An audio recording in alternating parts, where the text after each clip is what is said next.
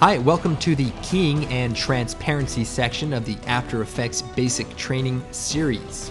What I have here is a blank composition with this piece of footage of our action star pretending like he gets, shot or blown up.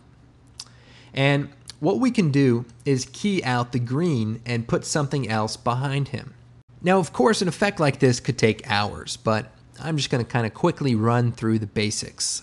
So with the layers selected, I'm going to choose Effect, Keying, Key Light. And this is After Effects Keying plugin for green and blue screens.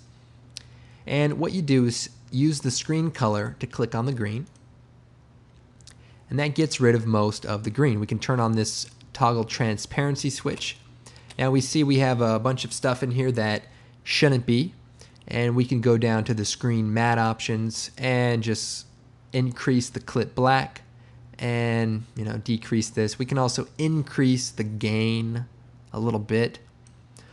Anyway, you can actually check out a more advanced tutorial on this at videocopilot.net, but as you can see, this plugin will key out green or blue.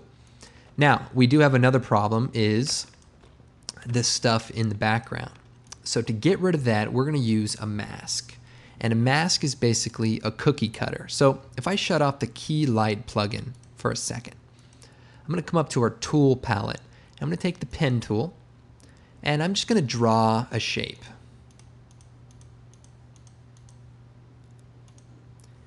And as you can see, when I close that shape, everything outside of it gets cut off. And this is called a mask.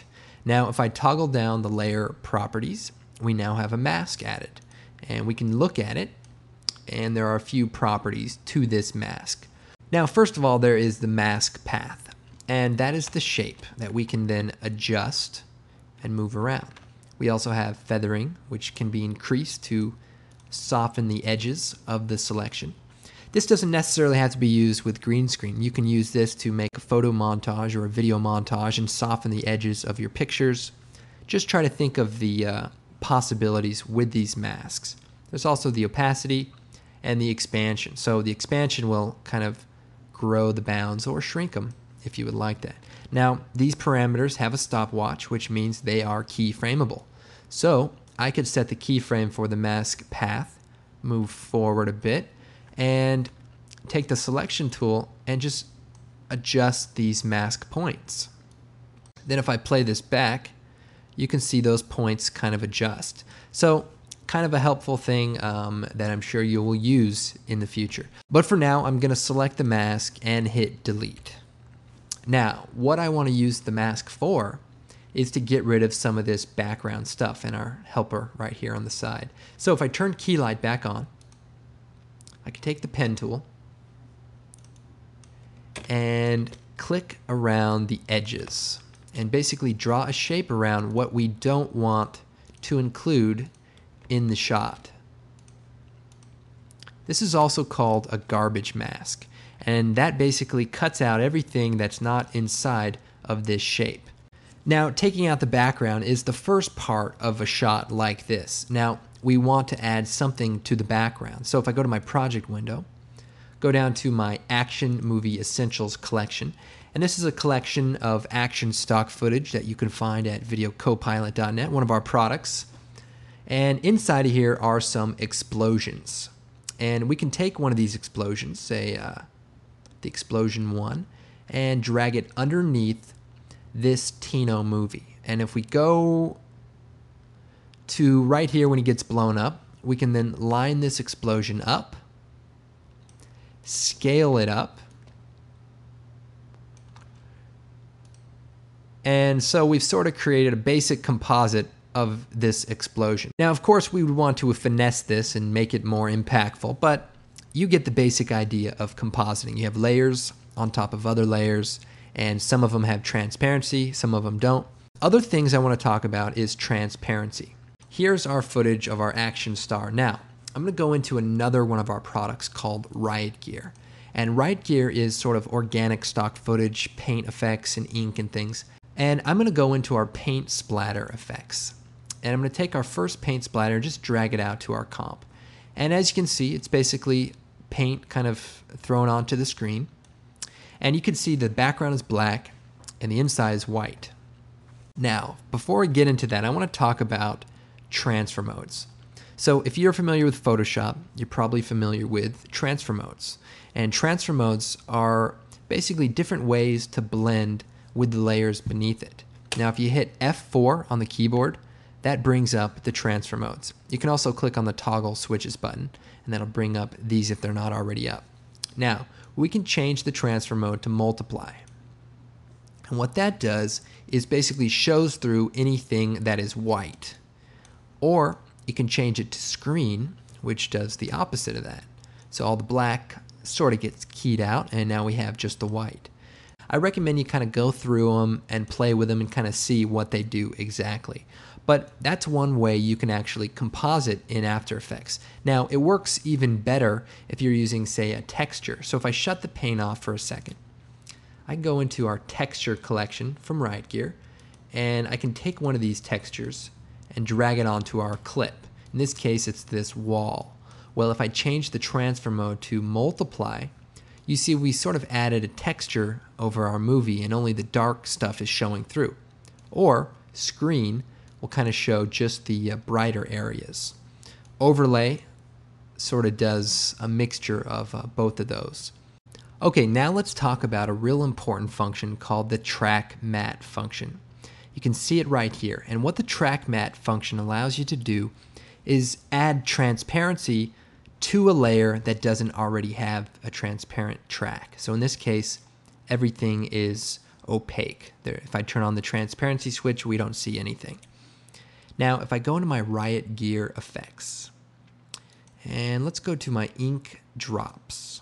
And if I take my first ink drop and drag it out, you see this is basically a clip of ink being dropped into a fish tank, basically. And it's perfectly matted, so we have black in the background and white in the foreground. Now, what we can do with this Tino layer is set the track matte so that it uses this layer, the layer directly above it, as the transparency source. So, with the Tino layer selected, you hit F4, this brings up the track matte option. You can also toggle it like I showed you earlier. And what I can do is change the track matte from nothing to Luma Matte Drop 1. And what that does, if I turn on my transparency switch, is anything that is black is transparent and anything that is white shows through. Now, I can go into this drop layer, choose Effect, Color Correction, Curves, and I can brighten it, just blow it out really bright. See, like that? Then if I shut the layer off, you'll see that my footage beneath it shows through a lot clearer, and that's because semi-transparent stuff sort of see-through. Now, of course, I can scale this layer up as well, and that'll show through more of our character. I can also go to my Tino layer and invert the matte so that we sort of cut out everything but this layer. Now, for this shot, it's probably better if we use something else instead of this green screen footage. So I'm going to go to my images, and I'm going to replace the cloud footage with this Tino layer. Now, here's a great tip. If you select a layer in the timeline, you can replace it by grabbing something else, holding down Alt, and dropping it right on top of it. And you'll see it basically replaces it. That's a very helpful tip you're definitely going to find useful. So now you can see we've cut out the middle of this cloud layer, and we can then put footage underneath the cloud layer and kind of it shows through. So what we have is the clouds on top of this girl, and we're using this ink drop as sort of the transparency for it. Let's see, and we could sort of frame this up even so that, you know, our girl's just looking just through the ink drop, or even rotate the ink drop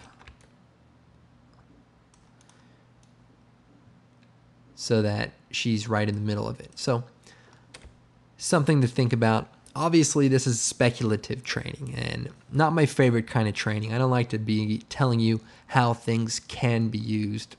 I prefer to show you actual real-world examples and show you how this tool is used to achieve a specific effect. But with basic training, I think the idea is to get an understanding of the program and just sort of see the possibilities not so much actually, okay, I know how to use the program now, because experience is the key. And also, while you're watching this, I recommend you think about other ways you can use these techniques. It's like, here is this filter. What other ways can you use it for? So that's definitely something you want to be thinking about. For example, I just thought of something, sort of an outside of the box thought that might come in handy. So what I'm going to do is take our Tino fall layer and drag it out again. So here's our green screen footage. And just as I did before, I'm going to key out the green. Keying, key light. Select the green, we'll select the darker area, and just kind of make an adjustment to this. Then we're going to take the pen tool, and I'm going to cut out the outer stuff so that we just focus on our main character, just like we did before. And now what I'm going to do is use his video as a track mat for our clouds. So how am I going to do that? Well, take the cloud layer and put it underneath the Tino layer. So that's what it would look like normally. And I'll just delete these other layers for right now. So he's just walking out in front of the clouds.